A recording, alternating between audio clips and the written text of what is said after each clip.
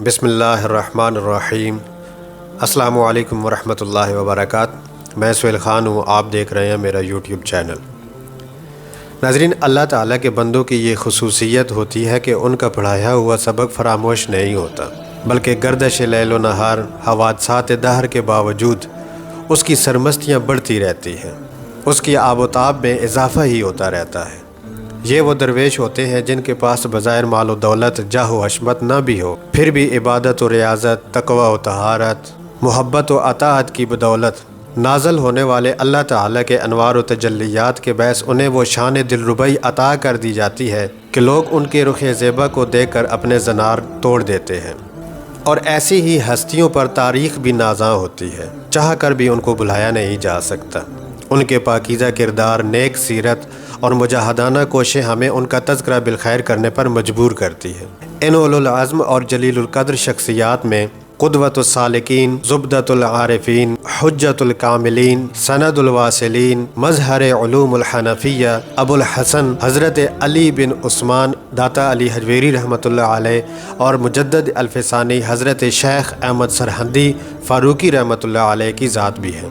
جنہوں نے اس سرزمین میں اسلامی تعلیمات کی ترویج کے لیے اقدام کیے، جن کے دور رس اثرات ایک غیر معمولی تاریخی اور فکری انقلاب کا پیش خیمہ ثابت ہوئے۔ حضرت علامہ محمد اقبال رحمۃ اللہ علیہ نے برصغیر کے مسلمانوں کی سیاسی اور فکری تاریخ کا تجزیہ کرتے ہوئے حضرت داتا علی حجویری رحمۃ اللہ علیہ کی مؤثر شخصیت اور دینی حیثیت،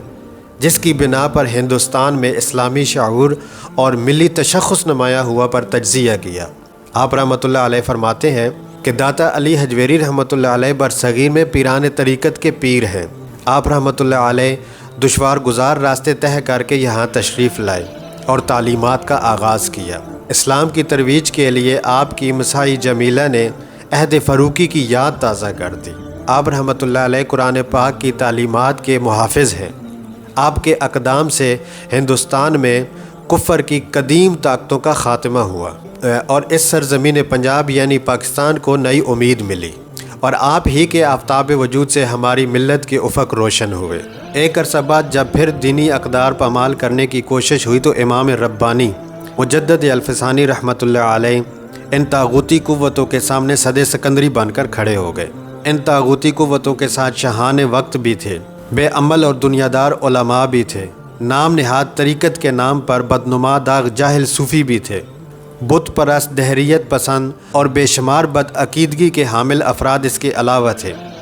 آپ رحمۃ اللہ علیہ نے بلا خوف و خطر، جرأت و استقامت کے ساتھ مقابلہ کرتے ہوئے ان قوتوں کو پاش پاش کر کے الہی کلمت اللہ کا فریضہ ادا کیا۔ حضرت علامہ اقبال رحمۃ اللہ علیہ آپ کے مزار اقدس پر حاضر ہوئے تو عقیدت میں حقیقت کا اظہار کرتے ہوئے بلا اختیار کہنے لگے، حاضر ہوا جب میں شیخ مجدد کی لحد پر، وہ خاک کے زیر فلک ہے مطلع انوار، اس خاک کے ذروں سے ہیں شرمندہ ستارے، اس خاک میں پوشیدہ ہے وہ صاحب اسرار، گردن نہ جھکی جس کی جہانگیر کے آگے، جس کے نفس گرم سے ہے گرمی ہے احرار، وہ ہند میں سرمایہ ملت کا نگہبان،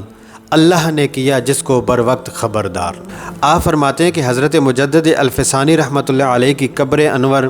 اس نیلے آسمان کے تلے انوار و تجلیات کا منبع و مطلع ہے۔ آپ رحمۃ اللہ علیہ کی قبر کی خاک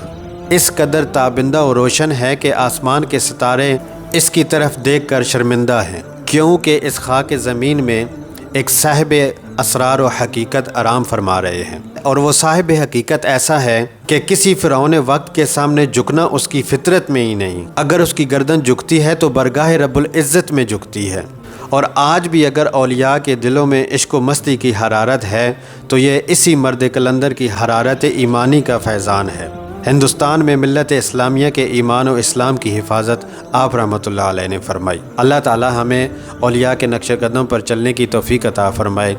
اور اپنے محبوب علیہ الصلاۃ والسلام کی سچی اور سچی محبت عطا فرمائے۔